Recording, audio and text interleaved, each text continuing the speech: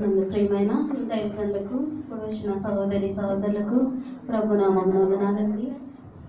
దేవుని మహాకృపను బట్టి నా ప్రార్థన అవసరత నేను తెలియజేసి ఉన్నాను. మా సహోదరి ప్రియాంక విషయంలో దేవుడు గొప్ప మేలు చేసి ఈ దినాన ఆమెకి సిజరీన్ చేసి ఒక పాపని తీయడం జరిగింది.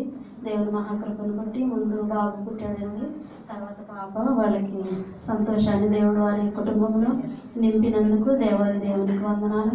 ప్రార్థించిన సహోదరి సహోదరులందరికీ నా హృదయపూర్వక వందనాలు తెలియజేస్తున్నాను.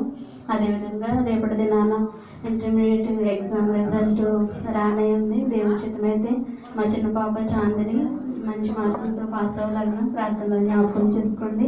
అలాగే నా భర్త నరేష్ గారి విషయంలో దేవుడు చక్కటి ద్వారాలు తెరిచారు.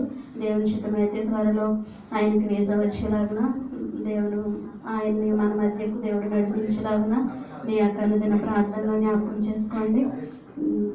అలాగే నా కుటుంబం కొరకు, నా ఆరోగ్యం కొరకు కూడా మీ యొక్క అనుదిన ప్రార్థనలో జ్ఞాపకం చేసుకోమని తెలియజేస్తున్నాను.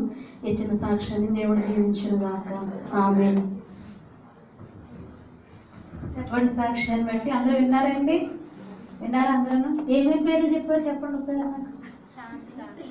నువ్వు ప్రార్థన చేస్తావు అయితే నాకు అర్థమైంది. ఇంకా ఎవరు వినలే. రేపు పొద్దు నీకు కష్టం వచ్చినప్పుడు నీకు ఎవరు ప్రార్థన చేయమన్నప్పుడు ఎవరు చేస్తారు? ఎలా చేస్తారు చెప్పండి. సహోదరులు ఐక్యతగా నివసించుట ఎంత మేలు, ఎంత మనోహరం. ఒకరి నిమిత్తం ఒకరు ప్రార్థన చేసుకోవాలి. ఇవన్నీ దేవుని మాటలే కావా? ఒకరినొకరు పురుకొలుపుకోమని ఎబ్రీ పత్రికలో రాయబడుతుంది. మరి ఎంతమంది పురుకొలుపుకుంటున్నారు? ఎంతమంది ఒకరి నిమిత్తం ఒకరు ప్రార్థన చేసుకున్నారు? అయితే గమనించుకోవాలి. దేవుని మందిరానికి వచ్చినప్పుడు నిర్లక్ష్యంగా కాక పేర్లు చెప్తున్నప్పుడు విని వారి కొరకు ప్రార్థించే బద్ధులమై ఉన్నాం. దేవుని యొక్క లెక్కలో మనం తోగకూడదు. దేవుని దగ్గర ప్రార్థన చేసినప్పుడు మీరు ఎప్పుడైనా మీరు ప్రార్థన చేసుకున్నప్పుడు ఇలాగా ప్రార్థన చేసుకోవాలి. ప్రభువా, నువ్వు తూచినప్పుడు లేదంటే నీ రాజ్యం వచ్చిన సమయంలో మమ్మల్ని నీ యొక్క త్రాసులో పెట్టి తూచినప్పుడు నేను తేలిపోకూడదు ప్రభువా అని ప్రార్థన చేసుకోవాలి.